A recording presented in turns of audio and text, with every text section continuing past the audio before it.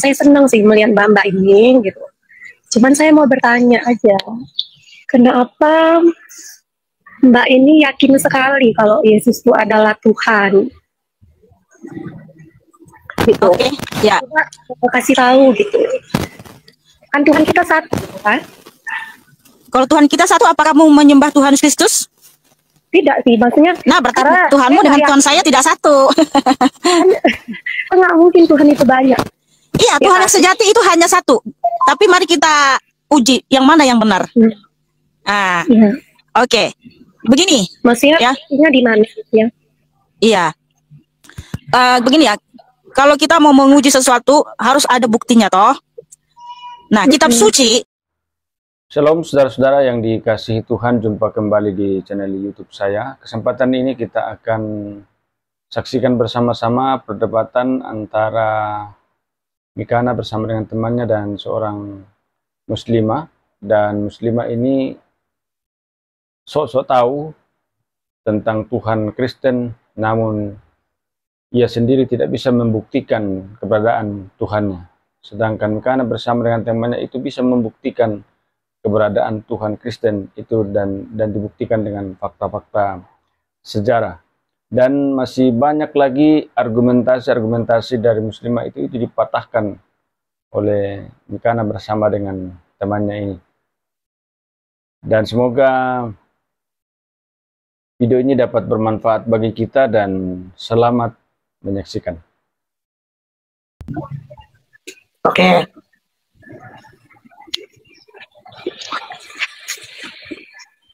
Silakan Kak. Selamat siang ya Mbak Mikana, Mbak Vera ya. Ya, selamat siang. Saya kan sering mengikuti, jadi saya senang sih melihat Mbak ini gitu. Cuman saya mau bertanya aja, kenapa Mbak ini yakin sekali kalau Yesus itu adalah Tuhan? Gitu. Oke, ya. Coba kasih tahu gitu. Kan Tuhan kita satu, kan? Kalau Tuhan kita satu, apakah kamu menyembah Tuhan Kristus? Tidak sih, maksudnya. Nah, berarti Tuhanmu dengan Tuhan saya tidak satu. Nggak mungkin Tuhan itu banyak. Iya, Tuhan yang sejati itu hanya satu. Tapi mari kita uji yang mana yang benar. Oke. Begini. Maksudnya di mana ya? Iya. Begini ya. Kalau kita mau menguji sesuatu harus ada buktinya toh. Nah, kitab suci tanpa ya dilandasi atau dibarengi dengan fakta-fakta sejarah itu cuma legenda. Sama dengan kitab dongeng ya atau dongeng. Dongeng itu kan nggak ada di satai atau dibuktikan melalui fakta-fakta sejarah karena hanya dongeng. Nah, kalau Alkitab ini itu dibuktikan dengan fakta-fakta sejarah. Ya. Makanya pertama sekali ketika saya membaca Alkitab itu di mana Alkitab itu ditulis oleh 40 nabi dan rasul. Nah, satu lagi ya, kitab suci itu kalau hanya ditulis satu orang itu diragukan. Kalau sumbernya hanya dari satu orang manusia, perlu diragukan. Karena apa? Ya, di hukum Taurat, di Ulangan 19 ayat 15, kesaksian atau keterangan dari dua atau lebih itu kesaksiannya sah, tidak perlu disangsikan. Tapi kalau hanya satu orang yang bersaksi, satu orang yang ngaku mendapat wahyu lalu ditulis dalam suatu kitab, belum tentu kita percaya. Karena dia bisa aja ngaku sama percaya. Saya ngaku nih, oh saya diutus Tuhan, saya mendapat wahyu begini-begini, ya tulis dalam buku gitu kan. Bisa saja saya ngaku-ngaku. Tidak ada orang lain yang mengkonfirmasi apa yang saya dengar. Nah, tapi Alkitab ini penulisnya ada 40 nabi dan rasul. Di mana nabi-nabi dan rasul ini hidup di zaman yang berbeda, di waktu yang berbeda, tapi mereka secara harmonis menuliskan tentang Tuhan Yesus dan karyanya di atas kayu salib. Wow, dahsyat ya. Makanya semua nabi-nabi dan rasul-rasul itu menuliskan satu tokoh utama, Tuhan Yesus Kristus dan karyanya di atas kayu salib. Itu kenapa saya percaya ya. Yang kedua, Alkitab ini dibarengi dengan fakta-fakta sejarah. Ketika Tuhan mengutus Nabi Musa, ya, Tuhan Yesus itu adalah Yahweh itu sendiri mengutus Nabi Musa untuk membebaskan orang Israel dari tanah Mesir menuju tanah Kanaan. Ketika orang Israel sudah terkepung keluar dari Mesir, di saat laut Tebrau ya, Tuhan menyuruh agar Musa mengangkat tongkatnya dan laut Tebrau terbelah. Ya, yang tertulis di kitab Keluaran. Dan juga ketika mereka sudah sampai di seberang, lalu tentara Firaun sudah di tengah laut, Tuhan menyuruh Musa untuk menurunkan tongkatnya sehingga laut menyatu lagi, dan ada bukti-bukti sejarahnya tentang kereta Firaun itu, ya. Kemudian juga ketika Tuhan Yesus datang ke dunia melalui Bunda Maria, dia lahir di Bethlehem di tanah Judea yang tertulis di Matius 2 ayat 1 dan juga di Mika 4 ayat 8 di Menara Kawanan Domba di Migdal Eder. Dan sampai sekarang tempat kelahiran Tuhan Yesus itu masih dilestarikan dan sampai didirikan gereja. Kemudian ketika Tuhan mati dan bangkit di Bukit Golgota dan kuburannya juga itu di Yerusalem itu sampai sekarang masih dilestarikan. Jadi disertai dengan fakta-fakta sejarah. Kemudian Tuhan Yesus itu melakukan banyak bukti-bukti kemahakuasaannya yang disaksikan oleh orang Israel dan tak bisa diklaim oleh siapapun. Makanya nabi-nabinya bisa membangkitkan orang mati, membelah laut. Rasul-rasulnya juga bisa menyembuhkan orang sakit dan membangkitkan orang mati karena mereka mendapatkan kuasa dari Tuhan Yesus. Karena Tuhan Yesus yang berfirman di Matius 23:34, dialah yang mengutus nabi-nabi, para ahli kitab dan orang-orang bijaksana. Dia juga yang mengutus malaikat. Wahyu 22:16. Jadi semua itu ya, yang menjelaskan di dalam Alkitab terbukti Tuhan Yesuslah sang pencipta, sang juru selamat, dan hanya Dia yang terbukti maha kuasa. Karena mujizat terjadi hanya dalam nama Tuhan Yesus Kristus. Dan ketika saya beriman kepada Alkitab, ya, saya beriman kepada Tuhan Yesus dan memang saya mengalami juga banyak mujizat dalam hidup saya karena Tuhan Yesus itu Allah yang maha hadir, maha kuasa. Oke, seperti itu. Mbak, kalau kami kan Tuhan kami itu kan Allah, gitu kan? Kan kami tidak ada wujud itu. Tapi kalau Tuhannya Mbak ada wujudnya, gitu. Begini saja dulu Mbak, kita tanya dulu, kitab sucimu itu ditulis oleh siapa? Di surat Al-Ikhlas itu menjelaskan gitu Mbak, bahwa Allah kami itu tidak berwujud, tidak beranak. Enggak, yang saya tanya dulu nih tentang kitab suci dulu. Kitab sucimu ditulis oleh siapa Mbak? Atau kitab sucimu itu dari mana gitu? Latar belakang kitab sucimu itu seperti apa? Kok bisa ada? Bisa dijelaskan dulu Mbak? Ya diwahyukan sama Allah gitu melalui malaikat. Wahyu Allah kepada malaikat. Habis itu malaikat memberikan kitab itu gitu, Al-Quran itu udah berbentuk Al-Quran gitu. Bukan, pada orang yang sebelum kita lah yang menampilkannya gitu. Sebelum kita siapa? Gini Mbak, Al-Quran kami ini sebenarnya dari Injil juga sih, cuman lebih disempurnakan lagi gitu. Sebenarnya ya itu sih menurut kami ya Islam. Gitu. Mbak, menurut kalau dari Injil disempurnakan, harusnya Al-Quran nggak bertentangan dengan kitab Injil. Di dalam kitab Injil tadi kan tokoh utama itu Tuhan Yesus. Dialah sang pencipta, sang juru selamat dunia. Nah, kalau menyempurnakan, kalian malah semakin meninggikan Tuhan Yesus lagi tuh. Oh, Tuhan Yesus adalah segalanya. Dia adalah sang pencipta, dia adalah yang maha kuasa, dialah sang juru selamat. Harusnya begitu. Tetapi kenapa tidak? Nah, artinya nggak benar dong, nggak sesuai dong dengan ucapanmu bahwa kitabmu ya menyempurnakan Injil. Kalau menyempurnakan Injil, kan di Injil itu Tuhan Yesus itu adalah sang pencipta, sang juru selamat dunia. Nah, kalau menyempurnakan artinya melengkapi, semakin ditinggikan lagi. Oh, Yesus Kristus itu adalah sang pencipta yang maha kuasa, yang ada, yang Allah dan air. Akhirnya seperti itu.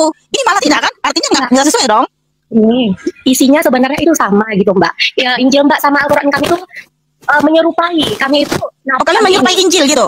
Iya, memang benar. Memang kan kalian duluan yang. Berarti mirip-mirip tapi nggak sama gitu. Ini Mbak, dengar ya Mbak. Atau gimana? Ngutip-ngutip dari Injil lalu diputar balik gitu. Yang tadinya Tuhan Yesus itu Tuhan yang sejati sang pencipta lalu diputar balik Yesus itu bukan Tuhan cuma nabi gitu. Itu bukan menyempurnakan, itu mah memutarbalikkan, menentang. Bukan Mbak, gini dengar dulu ya Mbak. Apa yang disempurnakan sih gitu aja deh Mbak? Apa yang disempurnakan? Yesus ini kan lahir baru diakui sebagai Tuhan gitu kan. Kalau dia tidak lahir, tidak ada ceritanya. Kan jangan bernarasi liar Mbak. Nggak pernah ada dalam Alkitab Tuhan Yesus setelah lahir baru diangkat jadi Tuhan. Makanya kamu itu saya bilang memutarbalikkan, bukan menyempurnakan, bukan melengkapi, memutarbalikkan, ya, mempelintir, memplesetkan. Iya, aduh Mbak. Ya, saya baru bisa percaya kalau gini loh. Pertanyaan saya kan, Yesus itu sebenarnya ada nggak wujudnya gitu? Loh, nggak tahu sejarah kok Mbak? Ya maksudnya ada nggak sampai saat ini ada nggak wujudnya? Jangan sampai sini kan kalian ke rumah loh. Iya, jadi gini ya. Kalau eksistensi Tuhan Yesus itu jelas Mbak. Di 1 Timotius 6:16 dia adalah cahaya terang yang tak terhampiri. Makanya di Yohanes 1 ayat 9, terang yang sesungguhnya sedang datang ke dalam dunia. Terang yang sesungguhnya itu yang bagaimana teman-teman? Apakah sekedar terang seperti matahari atau dia terang kedua? Oh enggak, terang yang sesungguhnya yang dijelaskan di 1 Timotius 6:16. Dialah cahaya terang yang tak terhampiri. Jadi cahaya terang yang tak terhampiri itu Mbak, dia bisa ya, yang tidak seorang pun bisa melihat dia. Dia bisa juga menyatakan dirinya sehingga terlihat Mbak. Ya, makanya dia adalah wujud Allah yang terlihat. Itu Tuhan Yesus. Jadi jelas eksistensinya, dialah cahaya terang yang tak terhampiri, roh yang berkuasa, 2 Korintus 3:17, Yohanes 4 ayat 24. Tapi ya, dia juga bisa terlihat menyatakan diri. Allah kami itu ya cahaya terang di atas cahaya dia gitu. Di atas cahaya apa lagi Mbak? Di atas cahayanya apa? Mbak bilang kan gini, kalau Yesus ini kan berwujud gitu ya kan. Oke, kalau dia adalah cahaya terang, ada nggak yang membuktikan melihat dia pernah berwujud terang? Ada siapa? Sebagai bukti dia adalah cahaya terang. Jangan kamu ikut aja ini sepertinya nih. Ya, ada nggak yang membuktikan? Karena gini, ketika Tuhan Yesus datang kepada Rasul Paulus, dia datang dalam wujud cahaya. Artinya benar dong dia cahaya terang terhampiri. Kenapa? Ketika Rasul Paulus melihat cahaya itu matanya sampai buta. Nah, ketika kamu mengaku bahwa Tuhanmu adalah juga cahaya terang, mana buktinya? Ada nggak yang pernah melihat dia dalam bentuk cahaya? Tidak ada gitu. Nah, dari mana kamu tahu kalau dia cahaya? Terus kenapa kamu bilang cahaya terang tetapi kalau tidak ada yang pernah melihat dia? Ternyata hanya Alkitab yang bisa memberikan data tapi disertai dengan bukti. Karena ketika Alkitab berkata dia adalah cahaya terang tak terhampiri, seorang pun manusia tidak bisa melihat dia dan tak mampu melihat dia. Dibuktikan melalui Rasul Paulus. Ketika Rasul Paulus pergi ke Damsyik untuk mencari orang Kristen di Bun-Bun, Tuhan Yesus datang dalam wujud cahaya. Ketika Rasul Paulus melihat cahaya itu matanya sampai buta. Makanya tidak seorang pun yang bisa melihat dia. Itulah dasarnya Alkitab itu. Nah, kalau kamu katakan Tuhanmu itu cahaya terang tak terhampiri, ada buktinya enggak? Ada, dan Mbak pun ya tahu pasti gitu. Ya Nabi Musa gitu. Nabi Musa itu kepengen melihat wajah, melihat Allah gitu.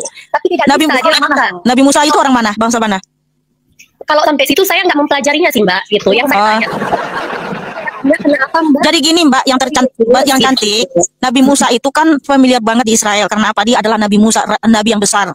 Nabi Musa itu menyembah Tuhan Yesus Kristus. Karena apa? Tuhan adalah yang ada dan yang ada. Wahyu 1 ayat 8, Keluaran 3:14. Jadi Nabi Musa ini tidak pernah Nabi Musa orang Israel ya. Nabi Musa orang Israel, dia tidak pernah menyembah yang namanya Allah SWT Mbak. Dia menyembah Yahweh Elohim, di mana Yahweh itulah Tuhan Yesus itu sendiri. Itu fakta. Di sini kan kita bukan mau melaga atau kayak mana ya kan Mbak. Saya suka juga melihat Mbak dua ini gitu pintar gitu. Cuman saya mau meyakinkan gini aja. Kenapa begitu yakin kalau Yesus itu adalah Tuhan gitu. Sedangkan dia Tadi udah jauh Mika. Karena itu tadi. Dibalik aja. Kenapa kamu begitu yakin sama Allah? loh karena dia yang menciptakan kita semua ini. Dunia-dunia ini dia Oh ya, kapan dia menciptakan manusia? Oke. Ya, kalau kapan gak usah mungkin ditanya. Kalau memang betul Allah yang menciptakan manusia, masa keberapa manusia diciptakan? Bukankah Allah mau menciptakan dalam anak masa, betul ya?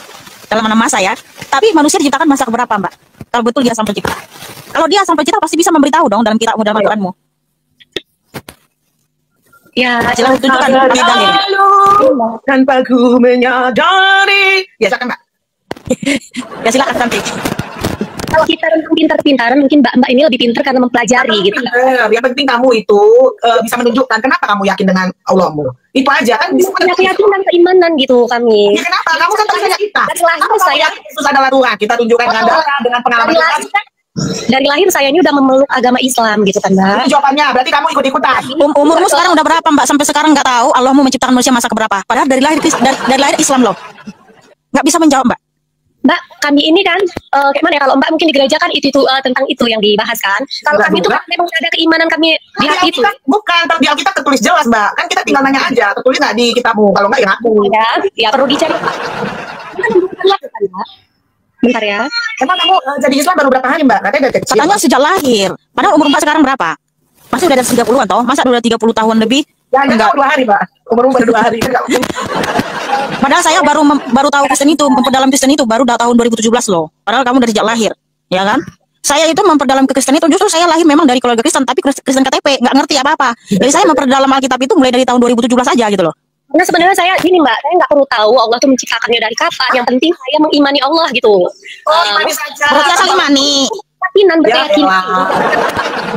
Gitu bukan Islam ini. Kita nggak perlu tahu tuh kapan ini itu sejarah itu kalau kita berada di Mbak ini ya mau bertanya jawab saya kan nggak buka apa namanya buka room untuk tanya jawab tidak. Jadi saya tidak mempelajari. Buka room juga saya tahu, Mbak. Dari kecil saya udah baca, nggak mesti buka room. Kita ketemu di jalan juga orang nanya saya langsung bisa jawab. Karena apa? Saya nggak asal-asal beriman.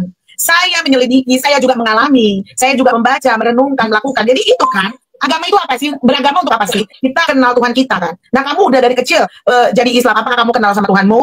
Ditanya masa penciptaan aja kamu udah bingung. Baru satu. Semua pertanyaan kita nggak ada yang Mbak bisa jawab. Nggak ada satupun. Mohon maaf. Ya, kita Artinya kamu asal imani gitu loh Mbak. Ya. Kita tunggu ya, Mbak.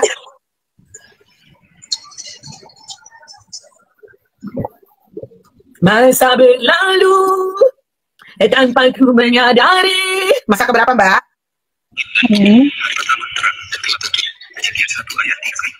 Itu kita, Mbak, datamu, Mbak. Saya lagi halangan ya Mbak. Bentar ya. Itu hari pertama, hari kedua itu bukannya Alkitab ya? Kejadian. Apa kamu mau turun dulu? Nanti kalau udah dapat ketemu, jadi PR buat kamu seumur hidup deh. Kenapa sih aku percaya kepada Allahku? Di mana dia? Apa eksistensinya? Bagaimana cara mengenalnya? Itu kita perlu bukan untuk buka live, untuk anak loh. Ini saya bukan. Jawab. Oh gini Mbak. Saya baca hari ke-6 sih, hari ke-6. Hari ke-6? Malah di Alkitab Mbak. Itu di dalam Alkitab sayangku. Kejadian 1 ayat 27 sampai 31 itu dalam Alkitab sayangku. Masa berlalu. Kamu kan ngomongnya masa, bukan hari. Yang hari itu Alkitab. Kalau kamu masa. Bener nggak? Mbak, gini Mbak, coba tolong yakinkan saya gini. Kenapa Yesus itu dianggap Tuhan itu aja gitu sebenarnya. Nanti saya lebih dianggap. Karena itu tadi ini Mbak ya. Sebentar ya. Bukan diangkat loh ya. Ini Mbak. Dianggap. Kenapa Tuhan Yesus? Yang pertama Mbak. Terus Saya belajar lagi nih Mbak. Karena saya nggak mempelajari. Udah. Nggak bisa dijawab. Oke, udah dengar suara aku udah belum. Belum bisa saya jawab karena memang saya belum Mana ini. atas kejujuran Anda? Iya. Besti, Saya banyak ilmu pengetahuan juga loh Mbak jadinya. Saya sering nonton. ya, Besti mohon maaf ya. Semua agama bisa klaim Tuhannya sang pencipta, betul ya. Tapi Mari kita uji siapa pencipta sejati. Hanya Tuhan Yesus pencipta sejati. Kenapa? Karena hanya Alkitab yang bisa menjelaskan apa yang diciptakan Tuhan Yesus dari hari pertama sampai hari ke-6. Ya, lengkap secara detail. Manusia diciptakan hari keberapa, prosesnya seperti apa, dijelaskan semua secara detail. Karena apa? Karena Tuhan Yesus sang penciptanya. Nah, kalau bukan Tuhan sang penciptanya, pasti dia nggak tahu manusia diciptakan hari keberapa, prosesnya seperti apa, nggak akan tahu. Tapi karena Alkitab bisa menjelaskan, manusia diciptakan hari ke-6 dari debu tanah, dari tanah liat, di Ayub 10 ayat 9, Wahyu 2 ayat 7, Tuhan membentuk manusia itu dari debu tanah, dari tanah liat, ya. Ayub 10 ayat 9. Dan setelah terbentuk dengan sempurna, Tuhan harus mengembuskan nafas kehidupan ke hidung Adam, ya. Wahyu 2 ayat Kejadian 2 ayat 7. Sehingga Adam itu menjadi makhluk yang hidup dan kita bernapas lewat hidung dan nafas kita berasal dari Tuhan Yesus. Itu yang pertama, Mbak. Dan bukti validasinya, seluruh dunia mengikuti 7 hari dalam seminggu itu dari Alkitab Besti. Karena Tuhan Kristus menciptakan langit dan bumi selama 6 hari dan pada hari yang ke-7 dia berhenti dari penciptaan itu karena semua diciptakan dengan teramat baik yang tertulis di Kejadian 1 ayat 31. Itu yang pertama, Mbak. Tuhan Yesus Kristus terbukti sang pencipta sejati karena Alkitab bisa menjelaskan secara detail apa saja yang diciptakan dari hari pertama sampai hari ke-6 dengan teramat baik dan sempurna, ya. Terus yang kedua, Mbak. Hanya Tuhannya orang Yahudi dan Kristen, Mbak, yang bisa menyatakan diri. Di seluruh dunia ini hanya Tuhannya orang Yahudi atau Kristen yang bisa menyatakan diri sehingga dia memperkenalkan dirinya siapa, yaitu Tuhan Yesus Kristus. Artinya dia nyata ada dan berkuasa. Dan yang ketiga, Mbak, hanya Tuhan Yesus yang terbukti Tuhan yang Maha Kuasa. Kenapa? Dia sudah membuktikan dia yang Maha Kuasa melalui perbuatannya yang disaksikan oleh orang banyak dan tak bisa diklaim oleh siapapun. Contoh, ya, membelah laut. Makanya tadi Nabi Musa itu orang Israel, dia menyembah Yahweh Elohim itu Tuhan Yesus, bukan Allah, ya. Yang kedua, Nabi Elia, Nabi Elisa bisa membangkitkan orang mati. Kenapa? Mereka diutus oleh Tuhan Yesus. Karena Tuhan Yesus berfirman di Matius 23:34, "Aku mengutus nabi-nabiku, para ahli kitab dan orang-orang bijaksana." Makanya Nabi Elia, Nabi Elisa bisa membangkitkan orang mati. Ketika dia mengutus Rasul Petrus bisa membangkitkan Tabita. Rasul Paulus bisa membangkitkan Eutikus yang tertulis di Kisah Para Rasul 20, Kisah Para Rasul 9.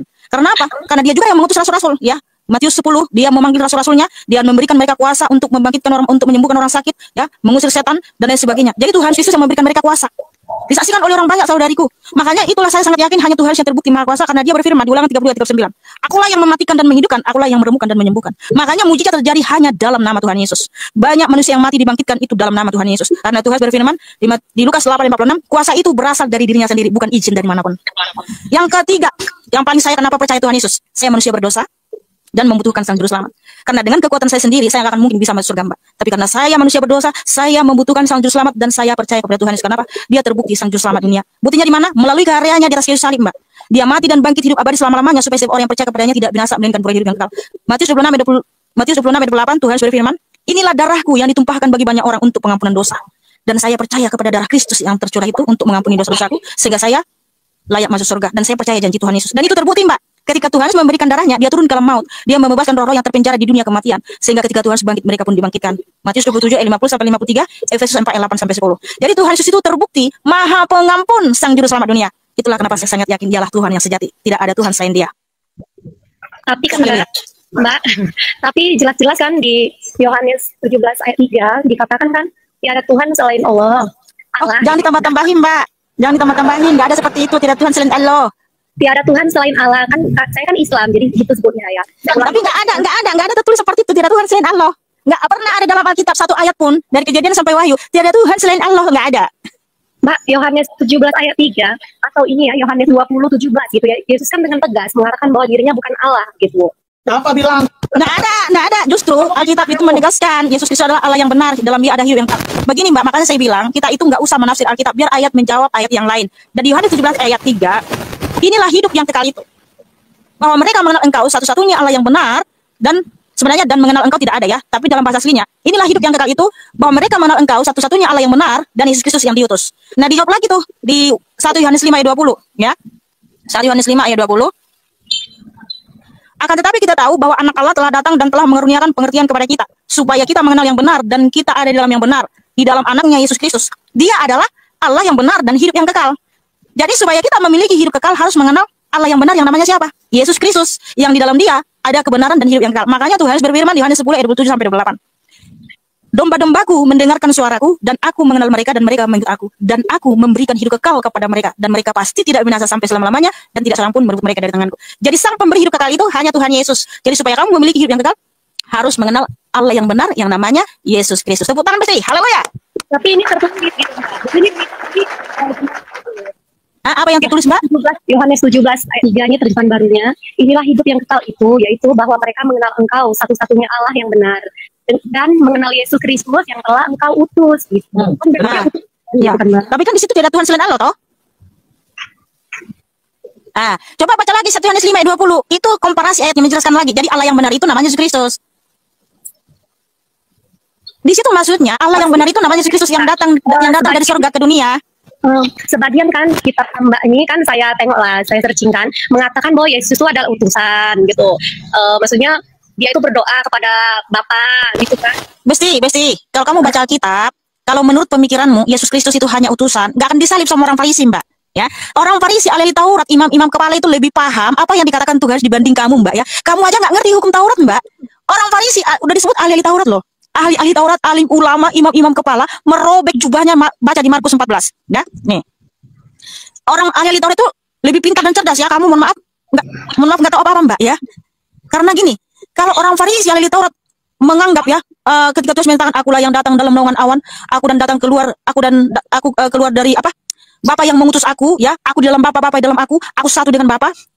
Kalau itu artinya dia bukan Allah itu sendiri, nggak akan disalib, Mbak. Kalau Tuhan Yesus itu mengaku dia hanya nabi, hanya utusan, nggak akan disalib. Karena orang banyak pun berkata Tuhan Yesus itu hanya nabi, yaitu Matius 21 ayat 11. Tapi itu kata orang banyak ya. Ada nggak orang ahli Taurat yang marah? Nggak ada. Tapi ketika Tuhan Yesus mengaku di Markus 14 ya. Oke, saya bacakan dulu ayatnya. Maka imam besar bangkit berdiri di tengah-tengah sidang dan bertanya kepada Yesus. Katanya, tidakkah engkau memberi jawab atas tuduhan-tuduhan saksi-saksi ini terhadap engkau? Tetapi ia tetap diam dan tidak menjawab apa-apa. Imam besar itu bertanya kepadanya sekali lagi, katanya, apakah engkau Mesias, anak dari yang terpuji? Jawab Yesus, akulah dia, dan kamu akan melihat anak manusia duduk di sebelah kanan yang maha kuasa dan datang di tengah-tengah awan-awan di langit. Maka imam besar itu mengoyakkan pakaiannya dan berkata, untuk apa kita perlu saksi lagi? Kamu sudah mendengar hujatnya terhadap Allah. Bagaimana pendapat kamu? Lalu dengan suara bulat mereka memutuskan bahwa dia harus dihukum mati. Padahal Tuhan menyatakan, akulah dia yang datang, ya, akulah dia, dan kamu akan melihat anak manusia duduk di sebelah kanan yang maha kuasa dan datang di tengah-tengah awan-awan di langit. Karena kalau menurut kamu ini hanya utusan, Mbak, imam besar itu nggak akan mengoyakkan pakaiannya dan menghukum Tuhan Yesus dengan hukuman mati. Tapi kan itu sendiri, Mbak, gitu. Jadi kan bingung gitu. Kenapa ya? Jelas-jelas Yesus itu tertulis kan dia utusan. Bentar dulu, Mbak. Mbak, makanya saya bilang kalau alim ulama itu sama dengan pemikiranmu, dia hanya utusan, nggak akan disalib, Mbak. Alim ulama, ahli Taurat itu, ya, lebih mengerti tentang hukum Taurat, iman mereka dibanding kamu, Mbak. Kamu itu nggak ada apa-apanya, Mbak. Yang nggak tahu apa-apa tentang hukum Taurat. Jadi gini, sebentar. Ya, kamu selalu mengatakan Tuhan itu hanya utusan, ya, hanya utusan. Kalau dia hanya utusan, Mbak, nggak akan disalib, Mbak. Ngerti nggak? Jadi karena dia disalib, jadi dianggap Tuhan gitu, Mbak. Karena dia mengaku Tuhan, Mbak. Makanya dengar dulu sebentar. Disalib gitu, Mbak. Siapa aja kan bisa disalib. Masa gara-gara disalib langsung diakui sebagai salah kamu salah. Emang di mana orang Farisi yang menyalibkan, ya, yang mengatakan aku utusan? Di mana? Aku utusan. Yesus itu nggak nyambung dia. Nggak nyambung, nggak. Selain Tuhan Yesus, di mana ada orang Farisi yang menyalibkan seseorang yang mengaku dia hanya nabi dan utusan? Nggak ada. Jadi kenapa orang Farisi ahli Taurat menyalibkan Tuhan Yesus? Karena Tuhan Yesus mengaku dialah yang datang dalam naungan awan. Nah, orang ahli Taurat, imam kepala, yang datang dalam naungan awan itu hanya Sang Pencipta, yaitu Bapa. Keluaran 34 ayat 5 dan 6, yang datang dalam naungan awan itu Sang Pencipta, Bapa itu sendiri. Nah, Tuhan mengaku dia yang datang dalam naungan awan. Itu sedang menyatakan dirinya Sang Pencipta, bro. Tidak, dia sedang berdoa, Mbak, katanya. Berdoa gitu. Tulisan dia berdoa. Ini yang saya baca di Markus 14 ayat 60 sampai 64 ini, Mbak. Di situ Tuhan mengaku dia yang datang dalam naungan awan. Masih nggak masuk akal di saya sih itu. Sementara kamu dari tadi sudah nggak ada ketika kau percaya pada sesembahan yang nggak bisa kau tunjukkan dan kau jelaskan. Iya. Kamu udah nggak berfungsi, tapi aku masih punya toleransi. Keimanan seseorang itu nggak bisa, Mbak, seperti itu berbicara. Tapi kamu memang nggak bisa jelaskan Tuhanmu. Ya, nanti saya naik lagi kalau saya sudah mempelajarinya. Nggak bisa, kamu nggak bisa. Tadi kalau aja udah ngaku bahwa kamu nggak bisa nunjukin ayat, kamu udah ngaku lo tadi, iya Mbak, aku nggak bisa tunjukin. Memang manusia saya diciptakan pada masa mempelajarinya, Mbak, berapa. nanti kalau saya sudah mempelajarinya. Ini kamu di imanmu aja nggak menggunakan akal, mencoba-coba mau memasukkan akal iman orang. Imanmu aja kamu nggak bisa jelaskan dengan akal. Mbak, kami disuruh itu cuman sholat, berpuasa, menjalankan rukun Islam sebaik-baiknya. Nggak usah baca kitab itu. Kamu disuruh sholat. Kamu sholat 5 waktu enggak? Kamu sholat 5 waktu? Sholat. Di mana dalam Al-Quran diperintahkan sholat 5 waktu? Saya nggak diajarkan seperti ini. Ya, di mana di dalam Al-Quranmu? Kan landasan imanmu kan Al-Quran toh. Di mana dalam Al-Quran diperintahkan sholat 5 waktu? Baca. Ya, aku bingung toh, Mbak. Mbak ini bertanya pada saat hal mendesak. Saya sementara tidak mempelajarinya yang itu. Kenapa kamu sholat? Kenapa kamu sholat? Kan kamu bilang kami tuh diajarin untuk sholat ini segala macam. Kamu kan setiap hari sholat. Nah, kamu sholat 5 waktu itu di mana tertulis? Di dalam Al-Quran. Kamu lagi hari loh. Memang di sini melakukan ibadah sholat. Iya, perintahnya tertulis atau tidak? Ya mungkin sudah pasti tertulis lah Mbak. Namanya ya kan Mbak. Sholat 5 waktu, gimana tulisannya sholat 5 waktu? Yang diperintahkan, yang dilarang semua tertulis. Di mana tertulis, Mbak? Mbak ini meminta saya ya belum mempelajarinya Mbak. Mbak ini mengerti bahasa Indonesia. Kamu Mungkin kamu yang pintar dari kamu limanmu nggak bisa kamu jelaskan. Soal mau menjelaskan ini orang. Pada saya karena Mbak sudah mempelajari isi Al-Quran apa isi. Padahal dia sholat setiap hari. Kamu sholat setiap hari nggak, Mbak? Sholat setiap hari? Tidak perlu saya bilang sama Mbak juga. Oh ya udah, kalau kan kamu kan tadi bilang kami itu diajarin untuk sholat, untuk ini, untuk ini. Nah, di mana perintah sholat 5 waktu, Mbak, dalam Al-Quran? Macet.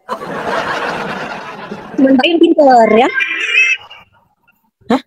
Kalau kita pinter pun, kalau kita pinter mengenai kita nggak usah sombong Mbak. Oh, Gitu, karena saya sombong itu iblis. Jadi ya bahas iblis di sini. Kita bicara tentang data aja. Kan tanya jawab. Maksudnya saya sudah mengakui Mbak ini memang lebih pinter karena mempelajari gitu kan. Enggak, aku Tapi tadi Mbak menjelaskan Tuhan Yesus, artinya Mbak di sini bilang merasa lebih pintar. Ternyata Mbak yang merasa lebih pintar karena ketika kami menjelaskan iman kami, kamu potong-potong, kamu bilang dia hanya utusan, gitu. Giliran ditanya imannya macet. macet, nggak ada ojek, becek. Semua itu lewat dia di beranda lewat. Udah nggak usah kemana-mana. Udah gitu Mbak cantik. Jawab dulu, kenapa kamu sholat, Mbak? Di mana perintahnya di dalam Al-Quran sholat 5 waktu, Mbak cantik? Benar ya. Jadi udah keberapa kau nggak bisa jawab ya Mbak? Tapi kalau tentang Yesus kau gak sekali kan? Tapi kalau tanya gaskon. nggak bisa kau jawab. Nah, kan? Mungkin ya saya belum bisa jawab memang Mbak. Memang benar. Kalau menjelaskan tentang Tuhan Yesus beringat sekali bilang dia hanya utusan, gitu kan. Giliran ditanya imannya macet. Makanya saya bertanya, ya harus dijawab Mbak. Iya. Mbak kalau bertanya itu mendengarkan penjelasan dari kita yang narasumber, tapi giliran dijelasin, dia kan hanya utusan berpatok ke situ terus. Oke, jawab dulu yang tadi Mbak, karena saya tadi kita sudah menjelaskan iman kita dengan detail lengkap, ya sempurna berdasarkan Alkitab. Mbak selalu merasa lebih pintar tentang Alkitab. Oke, silakan jawab dulu Mbak. Kenapa Mbak sholat? Di mana perintahnya dalam Al-Quran sholat 5 waktu? Mbak cantik. Ya, Telepon ustaznya kali Mbak. nggak usah Mbak. Ya atau kalau friend bisa telepon ustadznya. Kuis kali. Karena untuk hal-hal kayak gitu kan saya nggak punya kepentingan sebenarnya. Jadi saya memang nggak mempelajarinya gitu. Hah? Jadi kenapa sama aja? Ya nggak perlu sih. Gitu. Yang penting hati kita ini Mbak. Gini, kamu tadi bawa di sini narasi tentang logika, nggak masuk akal aja, nggak logika, selalu ngomong gitu. Sekarang kita balik ke kamu tentang logika kamu. Saya bilang lebih baik percaya kepada yang nyata dong daripada kamu kan. Kamu bilang kamu percaya pada sesembahanmu, tapi kamu nggak bisa jelaskan. Itu kan nggak logika. Sebenarnya nggak logika itu kamu. Terus kamu sholat, tapi kamu nggak ada bisa menunjukkan data perintah sholat 5 waktu. Logikanya di mana, toh Mbak? Al-Isra ayat 78 ya. Pak, Pasti tertulis itu. Semua pasti Iya. tertulis kan saya belum mempelajari gitu. Al-Isra berapa? Al-Isra? Dibukain dulu. Al-Isra berapa Mbak dibacakan ayatnya Mbak? Ayat 78. Silakan. Silakan Mbak. Mbak, mohon maaf bisa dimatikan dulu itu yang ngajinya Mbak. Ya langsung tunjukkan ayatnya dulu. Bacakan aja Mbak di situ. Kami juga buka kok. Berapa katanya? Al-Isra 78. Al-Isra 78. Silakan baca Mbak. Dirikanlah. Dirikanlah sholat sejak matahari tergelincir Satu, sampai datangnya malam. 2, Laksanakan pula sholat subuh. 3. Sungguhnya sholat subuh itu disaksikan oleh malaikat. Mana 5 waktunya? Mana kok kamu 5 waktu? Itu nggak ada 5 waktu. Macet. Matahari tergelincir ini maksudnya apa nih? Pleset. Mbak ini suka ngelawak ya? Iya. Ya kan kita menanya, kalau tergelincir itu kan sinonimnya terpleset. Nah bisa jelaskan nggak Mbak matahari tergelincir itu kayak gimana Mbak matahari tergelincir? Dan itu nggak ada Karena tergelincir, karena sinonimnya dari tergelincir kan terpleset.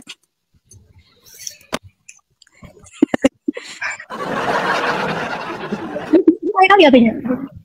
Iya memang HP itu yang salah itu. Kenapa bisa begitu HP itu? Memang HP-nya udah rusak Mbak, belum beli. Ya kan?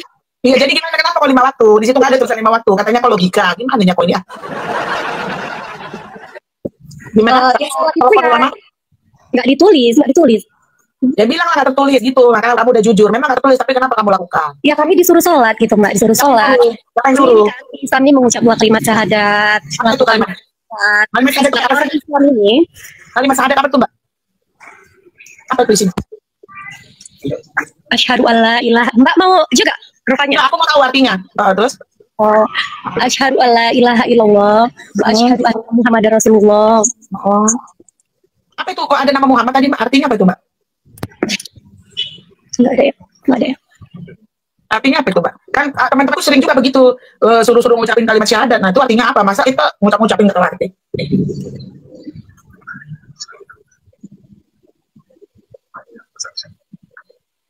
Enggak yang tentang sholat itu.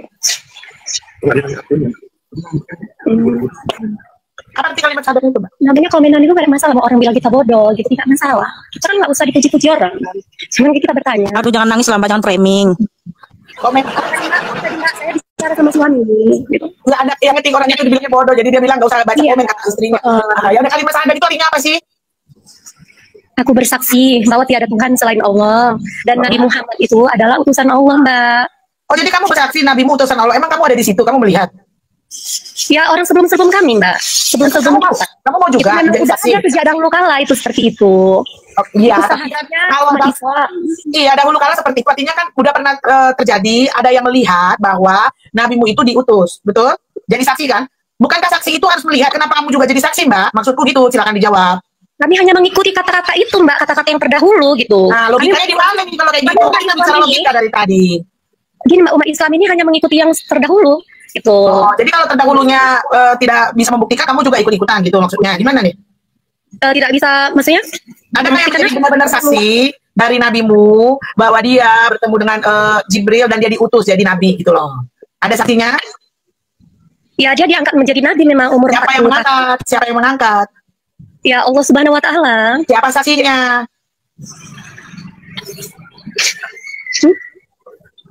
Kan kamu bersaksi katanya tadi kalimat itu. Itu, Mbak, bukan hanya saya, Mbak. Kalau Mbak pun masuk Islam memang seperti itulah syahadat kami. Nggak mau kalau nggak ini bisa dibuktikan. Maksudnya siapa saksinya? Bahwasanya itu keimanan kami seperti itu, disuruh mengucapkan seperti itu. Makanya itulah logikamu tidak bermain. Jangan nanyain logika keimanan orang. Logikamu sendiri nggak bermain kalau begitu. Iya, kamu nggak pakai logika di agamamu. Kalau ke agama orang kamu paksakan logikamu. Jadi nggak masuk akal. Kalau saksi itu saksi mata, Mbak. Bersaksi, aku bersaksi artinya kita saksi mata, melihat sendiri. Nah, siapa yang pernah melihat Allahmu, Mbak? Kenapa kamu Sehingga jadi kalian bersaksi gitu loh. Iya. Allah itu tidak bisa dilihat gitu, Allah itu, Mbak. Ya makanya kenapa kamu jadi saksi? Ya saksi untuk diri hati kita ini, hati kita. Saksi kok jadi hati? Mana bisa kita, Mbak? Aku bersaksi di pengadilan dari hatiku. Hatiku melihat. Malah begitu sih, namanya saksi mata. Udah bisa kalau mau dan sama Allah ini beda. Allah ini gaib gitu loh, Mbak. Kalau manusia kita bersaksi harus memang nampak gitu kan, Mbak. Iya, Allahmu gaib, tapi nabimu gaib apa manusia? Ya jelas manusia lah, Mbak. Lah berarti ada saksi mata dong, bisa dilihat dong. Berarti siapa yang melihat dia bertemu dengan Allah, bertemu Nabi dengan kami Jibril? ini sebenarnya dulunya bukan nabi, dia diangkat menjadi nabi itu Siapa yang umur angkat? 10 tahun. Allah Iya, Subhanahu wa siapa? taala. Siapa saksinya? Saya belum mempelajari itu, Mbak. Mbak Ada apa belum mempelajari? Banyak kau belajar. Nanya Dari Kristen, awal. kau panjang kali pertanyaan. itu dua kalimat syahadat itu itulah isinya. Kalau Mbak tanya detailnya ini begini, ini begini, saya belum belajar. Iya. Mungkin Mbak lebih Belajar lagi lah. gitu. Belajar lagi lah ya. Cuman tadi Yesus itu kenapa dianggap Tuhan itu aja. Ternyata ketika kau berlogika ke iman orang, kau ke imanmu sendiri nggak pakai logika. Soalnya cuma karena disalib masa dianggap Tuhan, lucu. Tapi nyata Tuhan itu ada. Kalau yang nggak ada di Tuhan kan logikanya mana? Dia aja tidak bisa menolong dirinya sendiri kayak mana? Dan dia mati dan bangkit, Mbak. Dia bangkit. Nah, Mati dan bangkit. Nah, lagi-lagi kau pasangkan logikamu, padahal logikamu yang nggak masuk akal, kamu yang nggak punya akal, gitu. Ini ada pelajari dulu yang nanti ya, Mbak, yang kami tanya itu ya. Jadi Mbak, benar saya, Be. Mari kita ngisi mana? Tuh ya, Mak. Iya, Yesus itu saksinya sejarah, saksinya manusia. Ya kalau kamu Kamu ketemu dengan Tuhan nggak saya tanya, Mbak Vikana? Kenapa? Makanya kami itu kredo iman kami bukan aku bersaksi, tapi aku percaya. Aku percaya bahwa Yesus Kristus adalah Tuhan dan Sang Juru Selamat, ya. Karena apa? Tuhan menyuruh kami untuk percaya, ya, Yohanes 20 ayat 28 sampai 29. Rasul Thomas memanggil Tuhan Yesus itu apa? Tuhan dan Allah. Tetapi Tuhan menjawab, karena engkau melihat aku, maka engkau percaya. Berbahagialah mereka yang tidak melihat namun percaya. Jadi kami itu imannya apa? Imannya itu seperti ini ya. Ibrani 11 ayat 1 sampai 2. Iman adalah dasar dari segala sesuatu yang kita harapkan dan bukti dari segala sesuatu yang tidak kita lihat, sebab oleh imanlah telah diberikan kesaksian kepada nenek moyang kita. Saya dengar nih. Jadi gini, iman Kristen ini seperti ini ya. Ibrani 11 ayat 1 sampai 2. Iman adalah dasar dari segala sesuatu yang kita harapkan dan bukti dari segala sesuatu yang tidak kita lihat, sebab oleh imanlah telah diberikan kesaksian kepada nenek moyang kita. Jadi kami beriman kepada Tuhan Yesus karena dia adalah dasar dari segala sesuatu yang kita harapkan. Walaupun kita tidak melihat penyaliban, dia mati dan bangkit, tetapi para rasul melihat, sudah disaksikan oleh para rasul. Makanya itulah iman yang sejati. Jadi apa yang dilakukan Tuhan Yesus itu karyanya yang sungguh mulia, dia mati dan bangkit hidup abadi selama-lamanya, supaya setiap orang yang percaya kepadanya juga ikut bangkit untuk hidup yang kekal. maka iman kami terbukti gitu loh. Disaksikan oleh para rasul dan para nabi, Tuhan Yesus Kristus memberi keselamatan kekal kepada umatnya, dan ada yang dibangkitkan dan masuk surga. Jadi Tuhan Yesus itu sudah ada membangkitkan umatnya dan ditempatkan di surga. Dalilnya di mana? Efesus 4:8-10, Matius 27:50-53. Tuhan Yesus Kristus membangkitkan orang mati dan ditempatkan di surga. Nah, kalau kamu gimana? Adakah yang sudah masuk ke surga dari keyakinanmu? Ya, adakah yang sudah mati dan bangkit lalu ditempatkan di surga? Nanti akhir zaman itu Mbak baru. Berarti belum ada toh. Kalau Tuhan Yesus kan sudah ada, sudah terbukti. Jadi iman kami itu masuk akal. Ya, tapi nggak masuk ke akal saya itu. Ya karena Mbak nggak punya akal. Karena Mbak nggak punya akal, semua asal diimani saja. Ketika ditanya nggak bisa jawab ya. Udah gini aja gini. Aku sarankan kamu gini ya. Belajarlah imanmu dengan tekun dan benar. Karena apa? Kita nggak mesti bikin like baru hafal. Kita perlu juga jauh ke anak-anak kita. Ya kalau kayak gini anakmu nanya kamu, mami ada nggak yang dibangkitkan itu ke sorga di kita? Nggak ada. Terus kenapa kamu percaya? Yang kedua, kenapa sih mama sholat 5 waktu ada tertulis nggak? Nggak ada. Terus mama itu yang sudah pernah berbicara dengan Allah sesembahan kita ada nggak? Nggak ada. Jadi kamu susah untuk anakmu aja kamu nggak bisa jawab apalagi orang. Jadi tunggu dulu. Agama itu apa? Kita bukan hanya mempelajarinya ketika kita live bukan, tapi untuk kehidupan sehari-hari. Karena firman Tuhan itu berkuasa mengubah kita, mendidik kita, menyatakan kesalahan kita. Firman Tuhan itu berkuasa gitu. Saya nggak tahu lah kalau di kitab kamu ya. Jadi seperti itu aja dulu ya. Oke, bye-bye. God bless you. Gitu kawan-kawan ya. Marilah kita benar-benar yakin dulu. Jadi DPO? Dah, Nengah maju istirahat maju tatung. Oke. Manu memberi siap. Silakan Pak Muhammad, konten kalau mau bertanya ya. Salam. Nah, ini kan udah Kristen ini mah. Mau bagiin sesuatu ya? Apa itu? Udah berpindah. Iya. Agak kasihan juga ya sebetulnya. Saya tadi lihat ibu itu agak kasihan juga. Memang seperti itu. Jadi mereka itu hanya didoktrin saja. Jadi kalau menjelaskan naik Islam. Ayat. Jadi sebetulnya gini kami Hana ya. Saya melihat ini hanya pengalaman saya dengan orang-orang kita Kristen yang menginjili ini. Jadi yang perlu kita sampaikan kepada mereka itu bahwa Tuhan Yesus ini bukan anak kandung Maria. Jadi mereka ini di pikiran mereka itu hasil biologis. Jadi itu yang perlu itu bahwa harus kita menyampaikan itu Tuhan Yesus ini bukan anak kandung Maria. Terus Tuhan Yesus ini bukan dia ada sesudah lahir, dia sudah ada pada mulanya. Itu yang penting sih kalau menurut aku. Karena mereka ini selalu naik. Kenapa percaya sih? Jadi mereka itu pikirannya itu dianggap seperti Nabi Musa ini terlahir dari seorang antara laki-laki dan perempuan. Jadi pikirannya itu seperti itu. Saya menangkap pikiran mereka ini pasti seperti itu. Karena pikiran saya pun dulu seperti itu. Pasti seperti itu pikiran mereka. Kalau menurut saya sih itu yang penting, yang harus penting. Okay. Mereka. Mantap Iksan, thank you banget. Iksan kita dengerin dulu ya. Dia mau nanya apa sih? Ramen aja. Rama aja. Silakan. Ini nggak ada judulnya Kak. Judulnya Yesus Kristus Juru Selamat Manusia. Juru Selamat apa? Ya. Di dunia aja apa sampai ke akhirat? Sampai ke surga dong. Kan kita diselamatkan harus masuk surga. Ini aku mau nanya sama teman-teman. Tuhan Yesus itu kan berkorban ya menurut kamu. Iya. Untuk dosa seluruh manusia apa itu untuk kaum kakak saja? Yohanes 3:16 kamu catat. Nanti setelah kita live kamu catat ya, catat benar. Ini bisa membebaskan kamu dari ketidaktahuan. Karena begitu besar kasih Allah akan dunia ini sehingga Ia telah mengaruniakan anaknya yang tunggal supaya setiap orang yang percaya tidak binasa. Setiap orang ya, melainkan beroleh hidup yang kekal. Jadi semua orang. Kalau kamu percaya beriman, kamu selamat gitu. Kalau kamu tidak percaya, kamu tetap berada di kehukuman. Ada ayat 18-nya lagi. Bentar. Terus gini, aku mau tanya. Kakak itu percaya nggak sama utusan terakhir? Siapa itu utusan terakhir? Siapa lagi? Siapa lagi? Kan, siapa? Kakak tahu. Siapa? Lagi, kan kakak tahu. Nggak tahu saya. Siapa utusan terakhir? Ya utusan terakhir siapa? Siapa? Gitu jawabnya. Ya siapa? Jangan pura-pura. Jangan ada pura-pura saya. Itu loh, cantik nih. Yang saya tahu Nabi terakhir dalam Alkitab itu Yohanes Pembaptis. Udah, iya. Itu aja. Itu kan kitab karena dia mempersiapkan kedatangan Tuhan ke dunia. Apa yang jadi kakak ini mau menunggu datangnya Tuhan gitu? Loh, karena apa? Karena Rasul Yohanes itulah yang menunjukkan bahwa Yesus Kristus adalah yang menghapus dosa dunia. Artinya dia sampai cipta itu. Makanya di Lukas 1, Imam Zakaria berkata ya. Imam Zakaria berkata di Lukas 1 ayat 76 ya. Sampai 77. Dan engkau, hai anakku, akan disebut Nabi Allah yang Maha Tinggi, karena engkau akan berjalan mendahului Tuhan untuk mempersiapkan jalan baginya, untuk memberikan kepada umatnya pengertian akan keselamatan yang berdasarkan pengampunan dosa-dosa mereka oleh rahmat dan belas kasihan dari Allah kita, dengan mana Ia akan melawat kita surya pagi dari tempat yang tinggi. Ya, untuk menyadari mereka yang diam dalam kegelapan dan dalam naungan maut, untuk mengarahkan kaki kita kepada jalan damai sejahtera. Wow, haleluya, haleluya. Jadi Yohanes Pembaptis itulah ya. Bentar kakak cantik, bentar. Yesus itu bukan Tuhan kakak. Yesus itu ini gimana sebentar dulu, Bentar, aduh dulu. Ini sudah jelas ayatnya. Lukas 1 ayat 76 sampai 79. Ini dengar ya. Imam Zakaria berkata, dan engkau hai anakku, yang maksudnya Yohanes ya. Yohanes itu anaknya. Akan disebut Nabi Allah yang Maha Tinggi. Karena engkau akan berjalan mendahului Tuhan. Tuhan Yesus maksudnya. Untuk mempersiapkan jalan baginya. Untuk memberikan kepada umatnya pengertian akan keselamatan yang berdasarkan pengampunan dosa-dosa mereka oleh rahmat dan belas kasihan dari Allah kita, dengan mana ia akan melawat kita surya pagi dari tempat yang tinggi untuk menyinari mereka yang diam dalam kegelapan dan dalam naungan maut, untuk mengarahkan kaki kita kepada jalan damai sejahtera. Udah jelas, Imam Zakaria berkata bahwa anaknya Yohanes Pembaptis itu adalah nabi terakhir yang akan mempersiapkan jalan bagi kedatangan Tuhan ke dunia. Ya, artinya dia menunjuk ya, inilah dia anak domba Allah yang menghapus dosa dunia. Jadi Tuhan Yesus itulah yang menghapus dosa dunia, yang mengampuni dosa-dosa. Karena yang bisa mengampuni dosa-dosa itu hanyalah Tuhan Sang Pencipta, dialah Tuhan Yesus. Nah, seperti itu ya. Jadi siapa tadi menurut kamu utusan terakhir? Udah pas ya, Tuhan Yesus itu Tuhan yang sejati, Sang Pencipta, Sang Juru Selamat dunia yang mengampuni dosa-dosa. Oke, sekarang utusan terakhir menurut kamu siapa? Maksudku begini, kakak tuh mau ngomong mau. Ini apa? Mau mendengar, mau ngomong gitu. Jangan kakak. Iya, makanya tadi ditanya utusan terakhir siapa, kamu masa enggak tahu? Masa ya saya kasih tahu lah, Yohanes Pembaptis. Lalu kamu bilang, nih ya. Gimana sih kamu nih? Jelasin sedikit ya. Yesus itu bahasa dahulu. Bahasa dahulu. Iya. Ini Yesus itu bahasa dahulu. Soalnya mana itu? Iya kan. Dari namanya saja itu kan nama dulu gitu. Sedangkan utusan terakhir itu gitu. Aduh. Aku makin ketawa. Ada yang di bawah nulis gini. Enggak ada yang di bawah. Benjolan jarjit.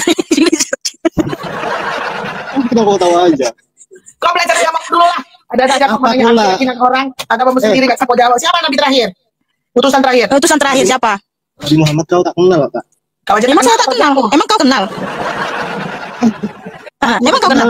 Aku tak kenal, kau bilang. Kakak cantik ini bilang aku tak kenal. Emang kamu kenal? Masa aku tak kenal? Emang kau kenal? Emang kau pernah jumpa sama dia? Gini ya, Kak, perjumpaan itu bukan dengan mata. Tapi? Karena kita berbicara keimanan itu bukan hanya sekedar fisik. Kita itu mempunyai hati dan rasa. Kamu ketemu dia di mana? Hati.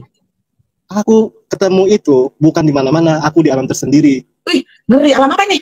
Alam putih semua. Alam putih kamu ini. Atas bawah, kiri, Iya, Bang, ini belakang, buat luar dalam, semuanya putih. Yang menyampaikan Aku pernah pantun mati satu kali. Iya, kayak bantum kamu. Apa yang menyampaikan puisi loh? Apa kayak saya agak bingung juga ini. Ini apa? Berpuisi. Kan kita agama itu kita tidak bisa Kocak-kocak loh orang ini. berpikirnya satu sisi. Harus dua sisi, laksana siang dan malam gitu selalu. Siang dan malam. Aku ingin hidup 1000 tahun lagi. Matahari terbenam dan terbit. Matahari tergelincir. Matahari tergelincir. Dan terpeleset. Jelas dong kamu. Kakak tahu nggak? Nggak. Yesus atau itu kan bergelar, dia itu bergelar ruhullah, ruhnya Allah. Dia itu hidup. Berarti Yesus itu rohnya Allah, roh Allah.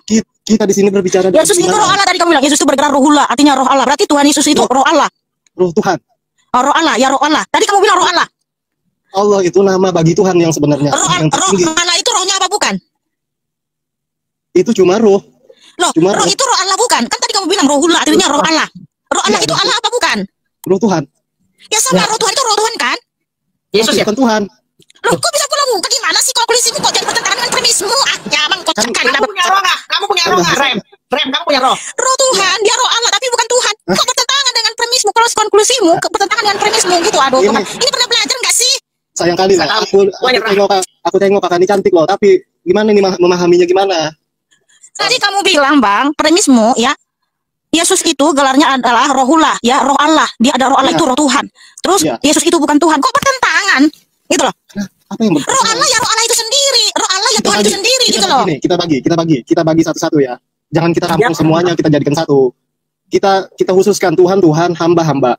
Maksudnya utusan itu. Ada berkompeten non. Udahlah turun aja lah bang. Kebanyakan menghayal lah bang, mohon maaf. Kau mah. Nggak tahu aku deh. MD Galeri silakan on cam kalau mau bertanya.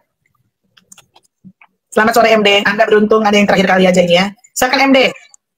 On cam. Halo, sore. Sore ya silakan.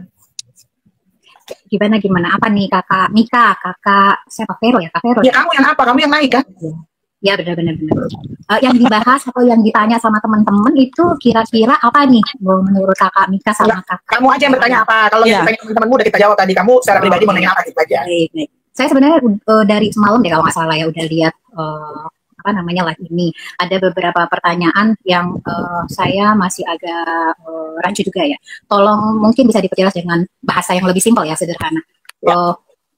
Menurut Muslim ya menurut Muslim Nabi Isa itu sampai sekarang ini masih hidup sebenarnya, tapi dia diangkat oleh Allah di surga yang nantinya pada hari akhir zaman dia akan turun. Ya, itu Nabi Isa dalam pandangan Islam. Nah, yang pengen saya tanyakan ke teman-teman di sini adalah Yosua itu Tuhan atau Nabi Isa? Boleh tolong di Yesua ya, Yesus. Ya, Okay. Yesus itu tolong dijelaskan Nabi Isa kah atau Tuhan kah atau siapa? Iya, jadi Nabi Isa itu bukan Tuhan Yesus. Karena kalau kita kaji berdasarkan Al-Quran dan Alkitab, Tuhan Yesus Kristus sangat berbeda dengan Nabi Isa ya. Jadi Tuhan Yesus Kristus dengan Nabi Isa alaihissalam itu dua pribadi yang sangat berbeda. Justru kalau dipaksakan Nabi Isa alaihissalam sama dengan Tuhan Yesus Kristus, maka Nabi Isa mau bertentangan dengan fakta sejarah, bertentangan dengan hukum Taurat, bertentangan dengan kitab Zabur dan Injil ya. Karena dalam kitab Zabur, Injil, kitab Taurat, Zabur dan Injil itu intinya adalah Tuhan Yesus Kristus sang pencipta langit dan bumi, sang juru selamat. Ya, melalui karyanya di atas kayu salib. Itulah inti dari kitab Taurat, Zabur dan Injil. Makanya Tuhan Yesus Kristus itu adalah sang pencipta yang sejati. Karena apa? Hanya Tuhan yang bisa memberitahu apa yang diciptakan dari hari pertama sampai hari ke-6, dan pada hari ke-7 dia berhenti dari penciptaan itu, karena semua sudah diciptakan dengan teramat baik. Yang tertulis di Kejadian 1 ayat 1 sampai 31. Kenapa? Karena Tuhan itu adalah sang firman, Allah itu sendiri yang menjadikan segala sesuatu ya. Yohanes 1 ayat 1 sampai 14. Dan bukti validasinya seluruh dunia mengikuti 7 hari dalam seminggu, Kakak. Ya, 29 atau 30, 31 hari dalam sebulan, 365 hari dalam setahun, itu dari Alkitab. Karena Tuhan Kristus itu menciptakan langit dan bumi selama 6 hari, dan juga dia menciptakan benda-benda penerang di angkasa, di langit, sebagai penanda waktu, hari, dan tahun-tahun, ya di Kejadian 1. Yang kedua, Mbak, hanya Tuhan Yesus Kristus yang terbukti Tuhan yang Maha Kuasa, yang dia ya tunjukkan melalui perbuatannya kepada umat Israel, yang disaksikan oleh orang banyak dan tak bisa diklaim oleh siapapun. Makanya hanya Tuhan yang bisa membangkitkan orang mati, Kakak. Tuhan-Tuhan palsu, Allah-Allah palsu nggak bisa membangkitkan orang mati. Kenapa? Bukan dia pemilik kehidupan. Pemilik kehidupan yang sejati siapa? Sang Pencipta. Sang Pencipta berfirman di Ulangan 32 ayat 39. Akulah yang mematikan dan menghidupkan, akulah yang meremukkan dan menyembuhkan. Dibuktikan melalui perbuatannya. Makanya hanya Tuhan Yesus yang bisa membangkitkan orang mati, yaitu anak Yairus, Lazarus, anak janda di Sarfat, anak perempuan Sunem, Eutikus, Tabita. Itu yang kedua ya. Dan juga ketika dia mengutus nabi-nabinya, Nabi Musa bisa membelah laut. Karena apa? Nabi Musa itu menyembah Eye, Asir Eye. Wahyu 1 ayat 8, dialah yang ada dan yang ada, yang awal dan akhir. Yang awal dan akhir itu siapa? Tuhan Yesus. Ya, Wahyu 1 ayat 17 sampai 18. Karena Tuhan Yesus berfirman, akulah yang awal dan akulah yang akhir. Aku telah mati namun lihatlah aku hidup abadi selama-lamanya. Jadi yang awal dan akhir itu hanya Sang Pencipta. Yesaya 44 ayat 6. Makanya Tuhan Yesus Kristus itu adalah yang awal dan akhir, tidak ada Allah selain dia. Yesaya 44 ayat 6. Dan dibuktikan melalui perbuatannya, Mbak cantik. Sehingga mujizat hanya terjadi dalam nama Tuhan Yesus. Dan Tuhan Yesus membangkitkan orang mati itu kuasa berasal dari dirinya sendiri, bukan dari siapapun, bukan izin dari manapun. Karena Tuhan Yesus berfirman di Lukas 8:46, kuasa itu berasal dari dirinya sendiri. Okay. Bukti yang ketiga, Kakak, yang paling saya sangat percaya Tuhan Yesus itu satu-satunya Tuhan yang sejati melalui pengampunan. Dia berfirman hanya dialah Sang Maha Pengampun yang bisa menghapus dosa. Karena kalau di Perjanjian Lama yang bisa menghapus dosa, mengampuni dosa itu hanya Sang Pencipta. Makanya ketika Tuhan Yesus berfirman di Matius 9, aku berkuasa mengampuni dosa. Itu orang Farisi marah, loh, yang berkuasa mengampuni dosa itu kan hanya Sang Pencipta. Tetapi Tuhan Yesus mengaku dialah Sang Pencipta itu yang berkuasa mengampuni dosa, dan dibuktikan melalui karyanya di atas kayu salib. Tuhan Yesus berfirman di Matius 26 ayat 8, inilah darahku yang ditumpahkan bagi banyak orang untuk pengampunan dosa. Dan terbukti cantik. Ketika Tuhan memberikan darahnya, dia mati, dia turun ke alam maut. Di alam maut dia menyatakan kemenangan, membebaskan roh-roh yang terpenjara di dunia kematian. Ketika Tuhan bangkit, mereka pun dibangkitkan Tuhan Yesus. Efesus 4 ayat 8 sampai 10. Matius 27 ayat 50 sampai 53. Jadi Tuhan Yesus Kristus itu terbukti Maha Pengampun. Dia sudah membangkitkan umatnya yang mati lalu ditempatkan di sorga. Wow, haleluya. Segala kemuliaan hanya bagi Tuhan Yesus Kristus. Jadi Tuhan Yesus itu mengaku dia Sang Pencipta, Maha Kuasa, Maha Pengampun, dibuktikan melalui karya-karya dan perbuatannya, bukan sebatas pengakuan. Kalau hanya ngaku-ngaku, akulah Tuhan sembahlah aku, iblis juga berkata seperti itu, tapi dia tidak terbukti Tuhan yang sejati. Kak Mika, aku mau tanya ke Kak Mika. Pada saat peristiwa persalipan itu ya, terjadi penyalipan itu, kan Yesus itu disalib dengan bahasa lain, bahasa menurut teman-teman adalah untuk penebusan dosa. Gitu. Nah, yang disalib itu siapa Kak Mika? Apakah itu Yesus yang dilahirkan Maryam? Ataukah itu Tuhan? Berarti, mohon maaf Mbak cantik ini nggak menyimak penjelasan saya. Padahal udah jelas tadi Tuhan berfirman di Matius 26 ayat 8, inilah darahku yang ditumpahkan bagi banyak orang untuk pengampunan dosa. Dan ketika dia mencurahkan darahnya di atas kayu salib, dia mati, dia turun ke alam maut. Di alam maut, Tuhan Yesus membebaskan roh-roh yang terpenjara di dunia kematian. Sehingga ketika Tuhan Yesus bangkit, mereka pun dibangkitkan. Matius 27 ayat 50 sampai 53. Nah, Yesus Efesus 4 ayat 8 sampai 10. Dia masih setelah Yesus bangkit 40 hari masih ada di muka bumi. Ya, menampakkan diri.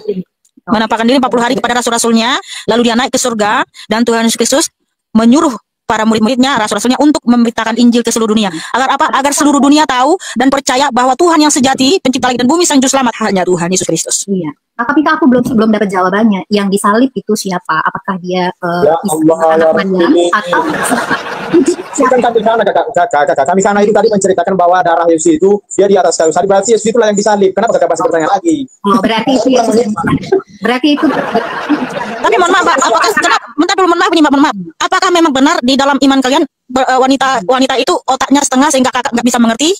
Oh, enggak lah. Wanita itu mulia di dalam Islam. Tapi kenapa katanya otak perempuan itu setengah, Mbak? Itu statement dari mana? Perempuan itu dimuliakan dalam Islam. Dia punya keahlian yang banyak, bisa mengerjakan dalam satu hal beberapa. Bukannya di kitab dikatakan perempuan membawa sial, Kak? Kata siapa? Sebutkan. Dalam Islam itu surat An-Nisa semuanya menyatakan wanita itu mulia. Kata siapa? Wanita itu hina, bodoh, dan lain sebagainya. Baca kakak surat An-Nisa ya. Jangan bacanya sepenggal-sepenggal aja. Dibaca terus juga artinya, maknanya dibaca. Oke, kalau misalnya aku bisa menunjukkan bahwa ada 3 hal yang membawa sial dalam kitabmu termasuk perempuan. Aku yang bertanya ya kakak, kan di room ini dipersilakan untuk bertanya. Ya, tapi kamu nggak sinkron dengan ayatmu. Di ya, ayat silakan. Jadi kita ini berdasarkan dalil. Nanti kakak bilang seperti ini, oh nggak ada. Rupanya dalilnya ada. Jadi kakak itu tidak percaya, hanya mendengarkan saja, tidak pernah bertanya di mana tertulis bahwa perempuan itu seperti ini. Kan bisa aja saya sebagai ustadz nih, saya berbicara ini. Perempuan itu harus kita muliakan. Tapi kakak tidak pernah, dari mana itu Pak Ustadz tahu kok bisa menyampaikan seperti itu, dari mana tahu, di mana ayatnya. Jadi kalau kakak hanya untuk bertanya mendengarkan saja, itu tidak bisa. Harus kita ada dasarnya untuk baca surat An-Nisa di situ Muhammad Ihsan. Di sana jelas tertera kemuliaan wanita dengan harkat dan martabat seorang ibu perempuan didirikan. Silakan Kak, baca Kak, silakan. Kenapa? Apa? Kak. Coba apa itu baca? Coba silakan dibaca. Dari Abdullah bin Umar ya, tahu ya Kak? Rasulullah bersabda ya. Ada kalanya kesialan itu terletak pada perempuan, rumah dan kuda. Silakan Kak dijawab. Kenapa Kak? Itu baca, jangan menafsirkan ayat Al-Quran. Oh silakan Kak. Itu bukan ditafsir, itu dibaca, bukan ditafsir sama Vera ya, sama wanita ilahi, bukan ditafsir. Ditafsirkan oleh kalian bahwa wanita itu dianggap kesialan. Kakak jelasin aja Kak. Kami nggak ada menafsir, Mbak, jangan di framing. Kami nggak menafsir, itu membacakan yang tertulis. Tolong jelaskan apakah hadis ini sahih atau apakah ini benar atau memang apa? Bagaimana jelaskan? Karena tadi si Besti wanita ilahi dia membaca bukan menafsir, jangan ditambah-tambah. Gitu loh, jangan difitnah. Kalau suatu itu hadis, kalau misalkan hadis ya, itu hadis ya, bukan ayat Al-Quran, itu hadis. Itu ada riwayatnya, ada kisahnya kenapa hadis itu turun. Ada cerita di balik hadis. Ya, silakan aja jelasin Kak. Kita tidak bisa membaca artinya itu dengan secara kasar mata, dengan bahasa yang baku. Oh berarti wanita itu sial dalam Islam. Nggak bisa seperti itu. Ya udah jelasin aja. Fenomena atau yang terjadi pada waktu itu. Ya kan pada saat ini saya tidak ingin membahas itu karena Nanti tunjukin ayat, aku udah tunjukin. Habis itu kakak nggak ingin membahas itu. Kan kakak tadi yang membawa narasi. Ya kan, tentang perempuan gitu loh. Jadi kita ikutin. Fair kan ya di sini kata kita. Nggak apa-apa Kak, karena kita tergantung jawaban kakak. Kalau jawaban kakak membawa kita seperti itu ya, makanya kakak hati-hati dalam menanggapi. Tadi aja si Iksan aja udah sampai komplain ke kakak. Mika berkali-kali menjelaskan siapa yang disalib. Kakak nanya lagi. Itu kan akhirnya jadi kesini kita gitu loh. Jadi gimana Kak? Kakak bisa jelasin nggak ayat ini? Kalau kakak suruh aku baca An-Nisa, aku baca. Aku mau baca An-Nisa 3, boleh? Silakan aja, silakan. Nah, jadi dalam riwayat itu kalau misalkan ternyata disebutkan wanita itu kesialan dan juga disebutkan tadi riwayat sama dengan kuda, saya tidak tahu peristiwa apa itu, menceritakan tentang peristiwa apa. Baca lagi ya, harus tahu. Jangankan dengan itu, pernah tidak mendengar bahwa di dalam ayat Al-Quran, bukan hadis ya, bukan hadis, bahwa wanita dan anak itu adalah ujian. Kalau misalnya, ya ujian. Kalau kalian tidak memaknakan itu bahwa bermakna negatif, maka kalian akan berpikiran bahwa agama itu jelek, agama kalian jelek. Kami nggak punya kesempatan berpikir itu Kak. Kami dilarang juga pikiran negatif. Tapi dari kenapa di dalam Al-Quran kan menyuruh saya baca An-Nisa, betul nggak? Ya, saya ingin menjelaskan juga. Saya ingin menjelaskan juga ada hampir sama lah ya perumpamannya bahwa nggak bisa menjelaskan Bukhari tadi ya sudah selesai. Karena nggak bisa menjelaskan Bukhari tadi. Itu bisa selesai Kak. Bahwa perempuan itu kenapa di dalam Islam itu otaknya setengah kata kalian kan, otaknya setengah kata kakak Mika tadi kan. Islam itu menyebutkan bahwa perempuan otak setengah. Saya tidak menguasai riwayat cerita itu, tapi saya ingin menyampaikan satu surat yang artinya kurang lebih bahwa wanita, anakmu dan wanita dan itu kakak udah bawa ayat lain ya yang kami nggak tanya ya. Tapi dalam konteks yang sama bahwa artinya bisa menjadi kalau memandangnya tidak dalam spek yang luas akan berpikiran bahwa loh perempuan kok dalam Islam dibilang sial, padahal bukan seperti itu konteksnya. Konteks yang jadi gini, ada saya bertanya kepada Bunda Gileri ya, kenapa setiap Jumat, saya pun nggak tahu juga ya, karena kenapa setiap Jumat itu hanya laki-laki saja yang sholat? Kenapa tidak boleh perempuan? Seperti jelaskan itu. Oke, baik. Karena ini berpengaruh ini akan berpengaruh. Baik. Kenapa yang beribadah hari Jumat itu hanya pria? Kenapa perempuan tidak? Di dalam anjurannya sebenarnya sesungguhnya wanita-wanita itu dianjurkan ya untuk beribadah di rumah saja. Termasuk juga sholat tarawih itu lebih bagus dianjurkannya untuk sholat di rumah saja. Kemudian sholat makanya sholat Jumat belum menjawab tidak ada bagi perempuan, tetapi sholat penggantinya itu juga sudah dilakukan di rumah. Kenapa? Ya karena memang seperti itulah. Memang wanita itu dilarang untuk bisa saya mau pertanyakan ini. Sebetulnya itu berhubungan dengan itu sebetulnya. Cuman kakak ini tidak tahu, tapi saya tidak mau menjelaskan itu. Makanya saya cara bertanya. Ya, karena ya kalau benar wanita dimuliakan, kenapa yang di masjid sholat itu yang tidak ditanyakan Muhammad Ihsan kenapa gitu? Katanya dimuliakan, tapi buktinya apa? Karena memang tempat paling baik dan aman bagi perempuan itu adalah di rumah. Menghindari di rumah adalah untuk menghindari hal. Kakak mau bilang masjid itu nggak aman, Kak? Ada aja kakak ini. Berarti masjid bukan tempat terbaik. Seperti itu tidak boleh. Berarti rumah itu adalah tempat terbaik dibanding masjid. Sehingga wanita harus di rumah, tempat terbaik. Baik dibandingkan masjid bagi perempuan, betul. Betul. Bukan itu rumah Tuhan kata kamu. Bukannya masjid itu rumah Allah. Tapi kenapa kamu bilang bahwa tempat terbaik bagi perempuan itu adalah rumah? Berarti kamu sedang memendikat tempat terbaik itu ternyata rumah dibanding dengan rumah Allah yaitu masjid. Bukannya begitu? Ada ceritanya begitu. Jadi kenapa wanita itu lebih diutamakan untuk berdoa di masjid? Karena itu adalah tempat paling aman bagi perempuan. Dibolak-balik lagi? Memang enggak dibolak-balik dong. Kan tadi pertanyaan ditanya sholat Jumat ya Muhammad ya. Tidak, saya bertanya ini. Sholat Jumat itu adalah sholat khusus untuk lelaki. Sholat perempuan itu adalah dilakukan di rumah.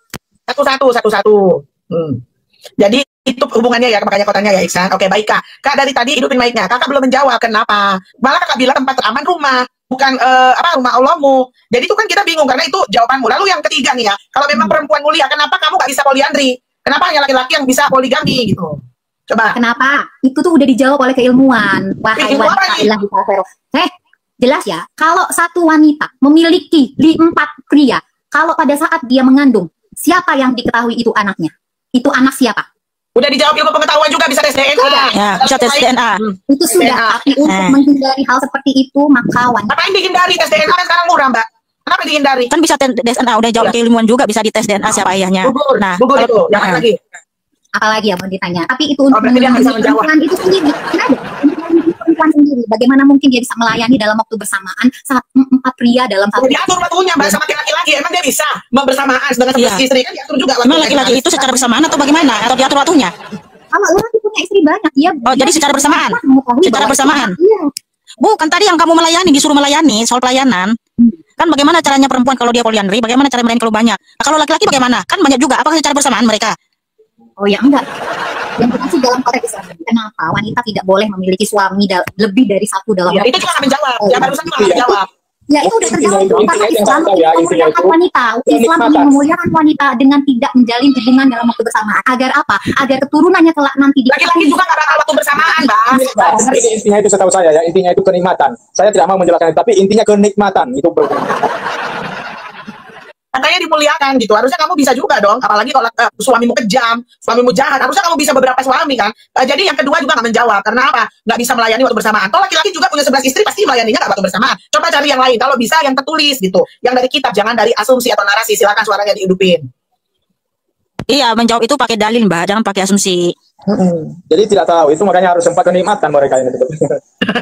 Iya. Tapi sudahlah nggak kita bahas. Buka mikrofonnya. Nggak sabi bisnis buat mana. Oke, makasih ya kawan-kawan, makasih Mbak. Ya, luar biasa saudara-saudara, semoga dapat bermanfaat, memberkati kita sekalian. Ada banyak pelajaran-pelajaran rohani yang bisa kita petik di sana, sehingga akan membuat kita semakin sungguh-sungguh hidup dalam Tuhan, semakin beriman kepada Yesus Kristus sebagai Tuhan dan Juru Selamat.